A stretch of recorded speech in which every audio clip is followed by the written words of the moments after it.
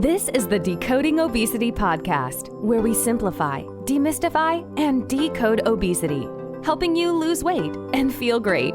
So gear up for a fascinating journey through this ever-evolving field, and let's see what we find. And please remember that the thoughts and opinions on this podcast do not constitute medical advice. Don't forget to visit our website, www.decodingobesity.com, for show notes and more info.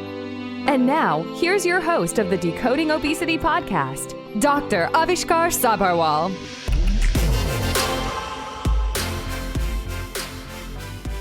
Hello, everyone. Welcome to another episode of the Decoding Obesity podcast.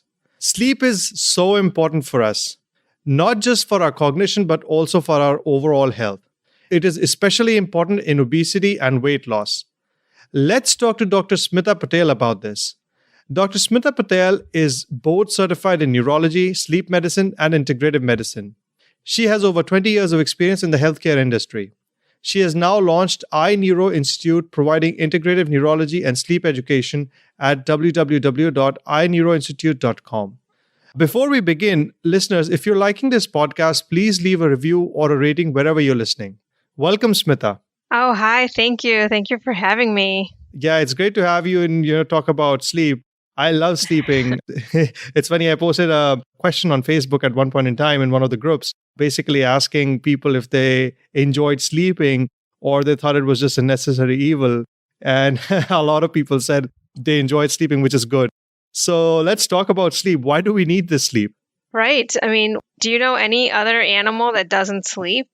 Sleep is something that evolution has not gotten rid of yet. And we need it for our health and for our longevity. We need it to feel well. And I'm going to talk a little bit more about how it impacts our health, of course. So imagine how you feel when you don't sleep. You feel awful. Oh, yeah. So you definitely need to sleep. And like I said, until evolution gets rid of it, it's here to stay. Wow. Yeah, that's true. I mean, sleep is so important. Like, I know after a bad call, it's just horrible. You just need to get to bed and you don't feel well. Yeah, I mean, that's when you're working, but people are up, on weekends socializing and having fun. And, nobody wants to go to sleep then, but the next day you pay the price as well. So even if you're working, nobody wants to work. But even when you're having fun, right, it can still bear some hardship on you the next day. But can't we catch up on the sleep later on? I mean, people always talk about it, and sometimes physicians also talk about catching up on sleep, and over the weekend, they work hard during the week, or they enjoy, say, on Friday or whatever, and Saturday night they try to catch up on sleep. Is there any catching up or no? So technically, there's no catching up. I mean, I think you can sleep a little bit longer and you might feel a little bit better, but it's not like saving money in a bank.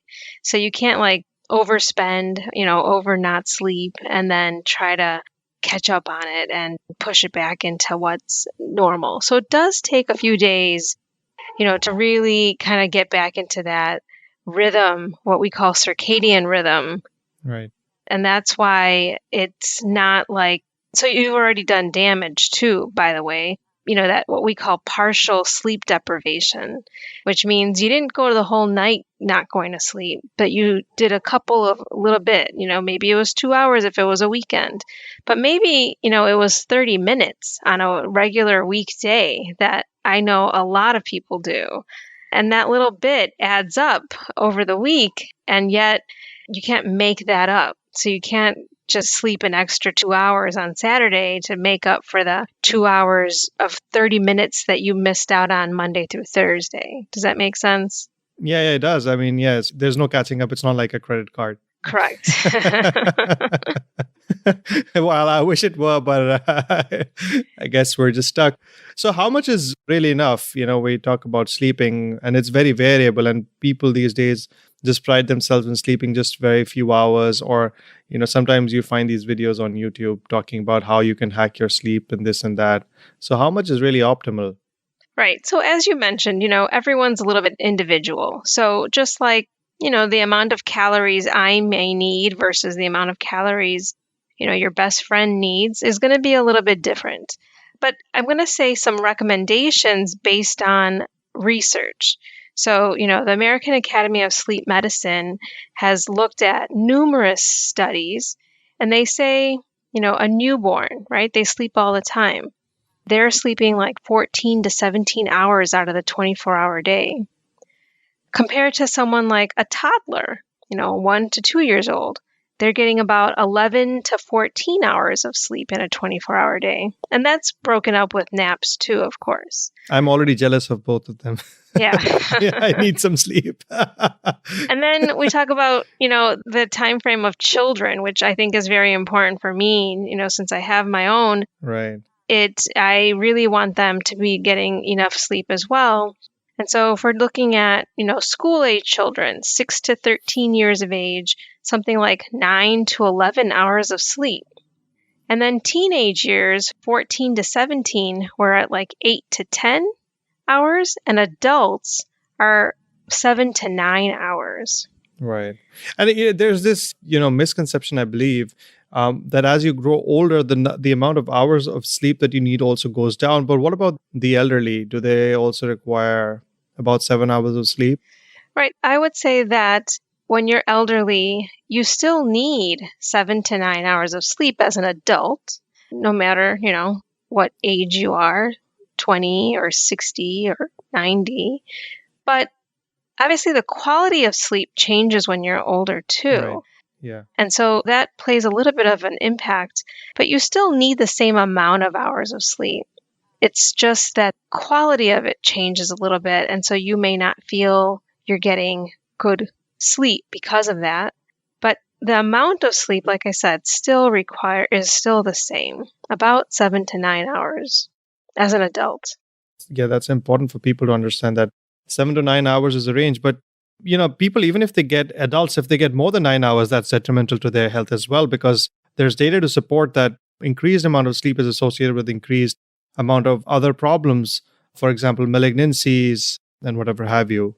I know it.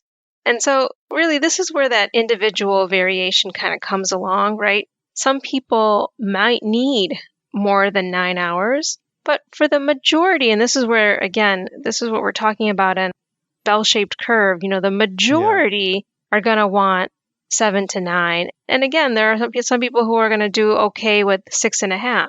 But I'm talking about majority and the recommendation levels based on numerous studies. Obviously, it doesn't include, me and you specifically, right? Our individuals, where we're talking about, what do you need or what do I need? But we are talking about in general, as a whole, majority of the people will fit into that group range. Yes. Got it. And there are certain, conflicting points of view about afternoon naps. Now, I know if it's a long afternoon nap, obviously it's not recommended. But what about the short afternoon naps or the power naps, so to say? I know that the nap research is kind of conflicted. I think you can go both ways. And based on my experience and my research and read of it, I really think a little power nap is beneficial. Not everybody needs it, but for those who do, I think, a quick 20, 30, up to 45-minute nap is going to be okay.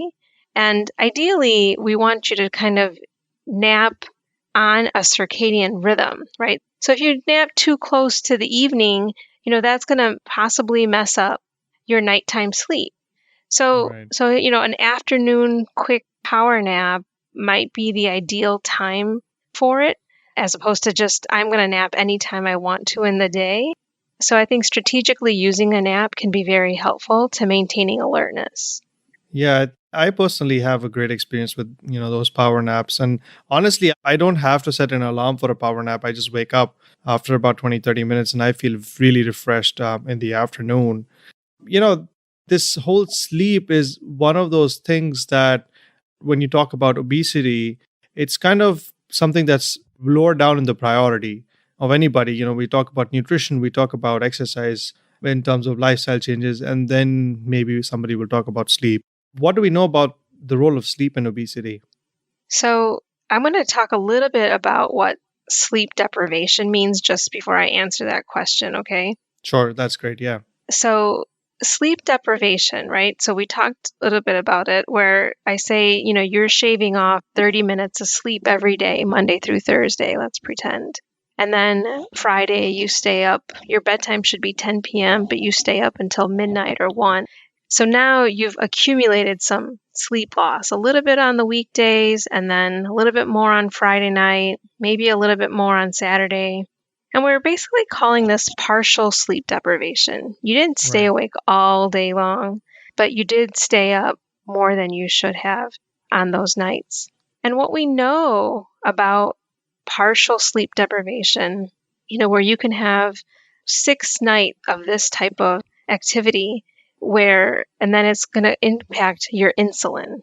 So it's going to impact some of your hormones, right? So insulin is Yeah. one where we're worrying about especially for patients who have diabetes, or even if you don't have diabetes, the increased insulin resistance. I mean, insulin plays a major role in obesity. I mean, regardless of whether you have diabetes or not, Right. insulin is a big player in the whole pathogenesis of obesity. Right. So first of all, it'll impact it. We have research on how it impacts insulin and insulin resistance. We have research on how partial sleep deprivation affects 2 other hormones, which are really key players in obesity as well, which is leptin and ghrelin. So leptin makes you feel full. Right. Ghrelin makes you feel hungry. And when you don't get good sleep, or if you have partial sleep deprivation, the leptin, which makes you feel full, goes down. So now you don't feel as full. And the ghrelin, which makes you hungry, goes up. And so now when you don't get enough sleep, you're hungrier and you have more appetite. And then guess what? It's not like you're craving healthy foods. Yeah, right? I was going to say that. To add to that, the craving for sweet stuff and the carbohydrates that comes with the sleep deprivation. Yeah, so it's like another big whammy, so that now I don't sleep enough. And now I have this craving for sugar or other high glycemic index foods. And then that doesn't help me with my weight control. And then that also is like just a big cycle, right? So Yeah. I didn't sleep well. I eat terrible. I feel terrible during the day because I didn't sleep well and I don't eat well. And then because of that, we have studies on it also impacting how we go to sleep. So people who ate diets high in sugar and refined carbohydrates, the pastas and the breads and the sweets and the cookies, right, actually tend to take longer to fall asleep. Yeah. And they wake up more frequently during the night. That's true. And a lot of times we talk about that. People who have difficulty falling asleep at night should not have a high carbohydrate meal at nighttime, and they should kind of have a lower carbohydrate for dinner so that they can fall asleep better. Yeah, and so there's also a research study in the Women's Health Initiative where they looked at increasing fiber. So not just like your carbohydrate intake, even if you increased fiber, so the green leafy vegetables, things like that, where you can get a lot of good fiber, also that resulted in less difficulty maintaining sleep. So you were able to stay asleep, you were able to get better restorative sleep, and you had less daytime sleepiness. So it's nice to know that an overall healthy diet is important for good sleep, as well as all around good health. Right. And I mean, it's not just the good sleep, and the good sleep also helps with the obesity, and a healthy diet also helps with the obesity. So it's a win-win. Absolutely. Right. And so, they've looked at other food groups too, like fatty fish. They looked at vitamin D levels. And so all of this was all very nicely correlated to being able to sleep better too. I see. Now let's flip the question. How does obesity affect sleep? Right. So when you're overweight, it does turn out that those people do tend to have more trouble sleeping and having daytime sleepiness. And again, I'm not talking about one individual person. I'm talking about population, right? Generally, people who are overweight tend to have more trouble sleeping and having more daytime sleepiness. And then one of the things that they're also more at risk for, unfortunately, is something called obstructive sleep apnea. So obstructive sleep apnea, when you're sleeping, you stop breathing. And that's partially because that airway closes down when we're going to sleep. Our muscles relax, the airway closes down, air has a hard time getting through that pipe, and that's what we call the obstruction, and it happens when you're sleeping. So apnea, by definition, means that you stopped breathing for at least 10 seconds. Yeah, and people literally stop breathing. Like people who are, for example, their spouses who are sleeping next to them can actually sometimes feel as if they're choking and they're not able to take a breath. Right. And so, this is a silent killer, really, because you yourself don't even know you're doing it. Right. So someone has to witness you, right? So a spouse is great to be able to hear the snoring and to see the apnea. A lot of times spouses don't see the apnea, but they definitely can hear the snoring. Right. And sometimes you can hear yourself snore, but that's pretty rare. Usually it's a silent killer for that reason, because you don't even realize that's happening to you.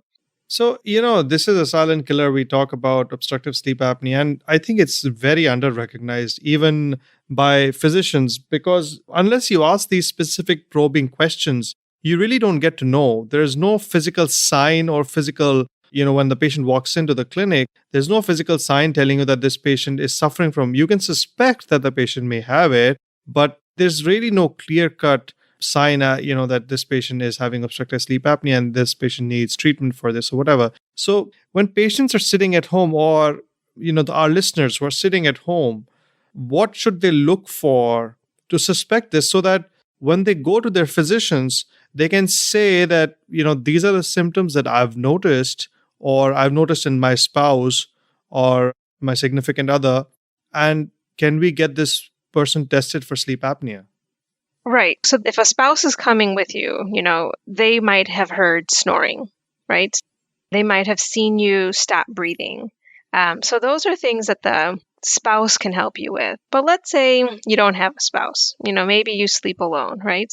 I think some of the signs that people themselves can be looking for is, do they feel tired during the day? Do they have high blood pressure?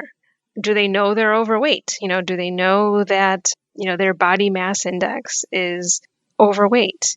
Do they have a large neck size? So, men have this easier because they know their shirt collar size, Right. but compared to women. But if your shirt collar is greater than 16 inches, that's also a concern. And that could be one way to know that might have a problem. Men in general are more at risk just because of the time frame, I think. Women catch up after menopause, but men can have this earlier on. So luckily, as a woman, we have that estrogen benefit.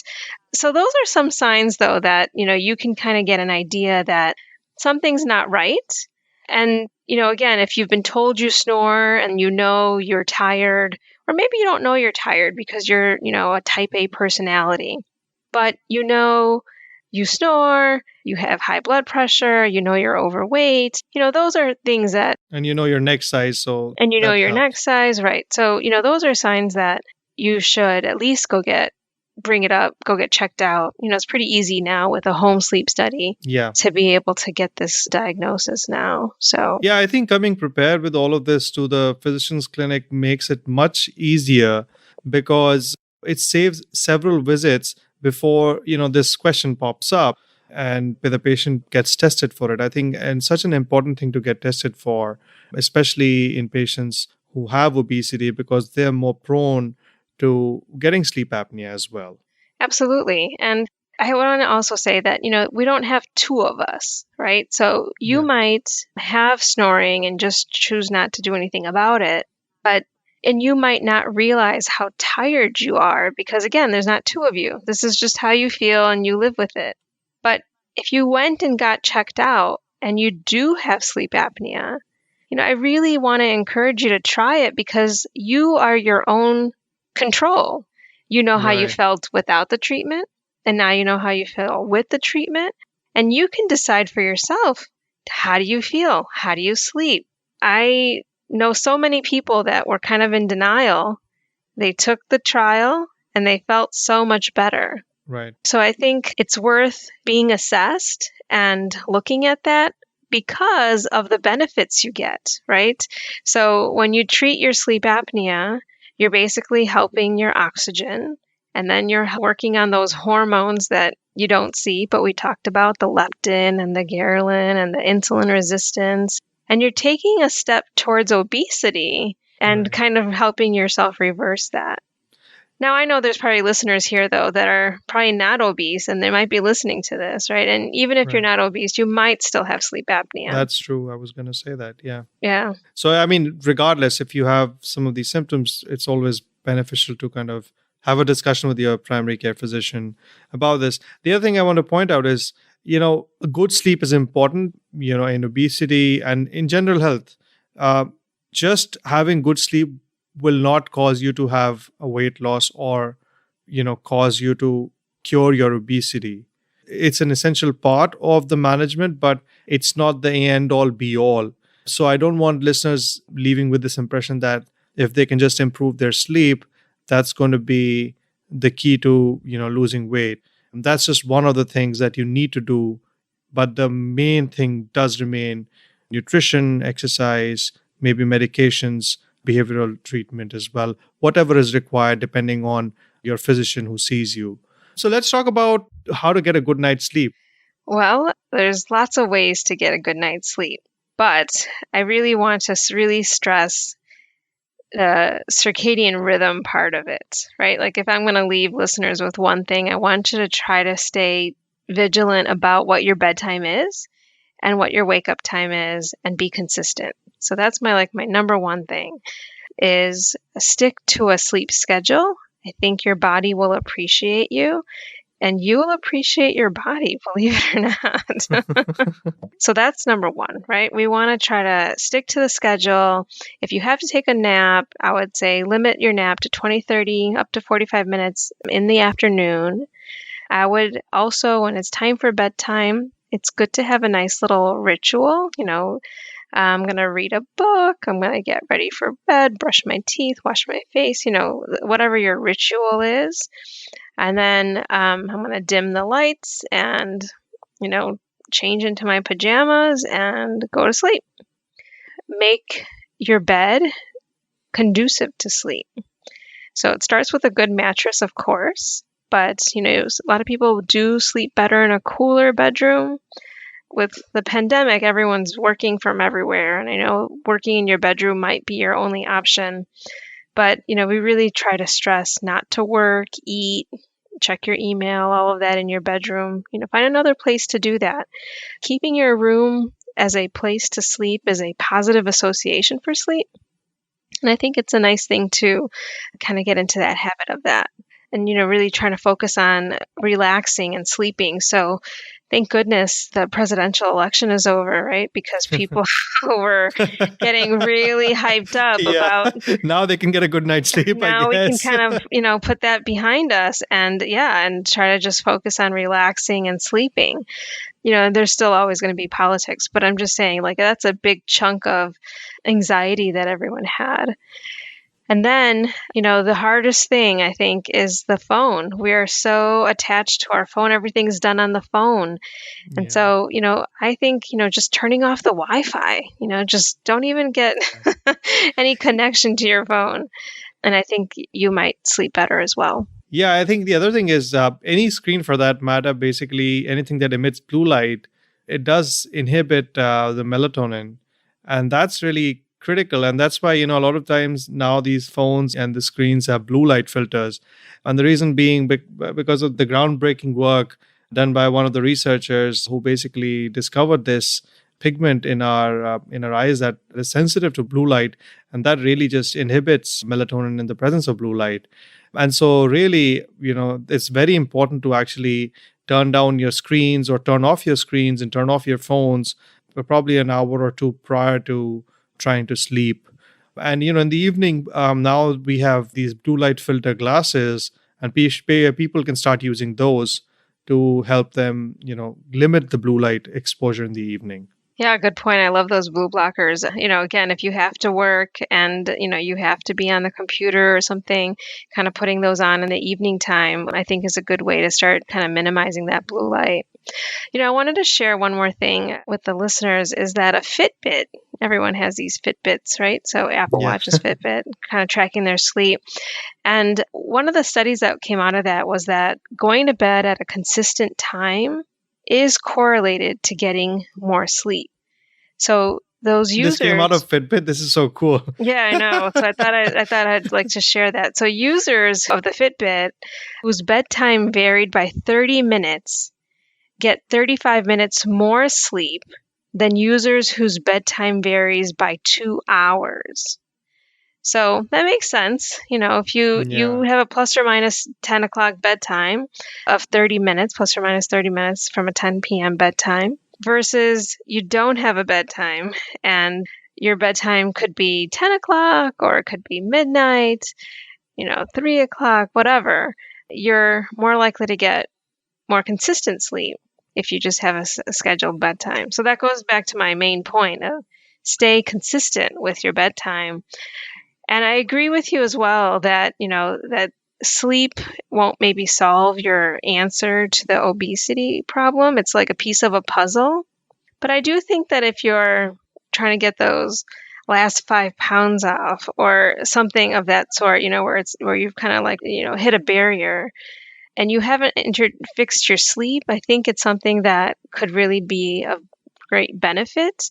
And you might notice that it's a lot easier now to shed those extra 5 pounds once you've been a little more consistent with your sleep. Sure. And talk to me about, the nutrition and optimal dinner so that you can get a good night's sleep.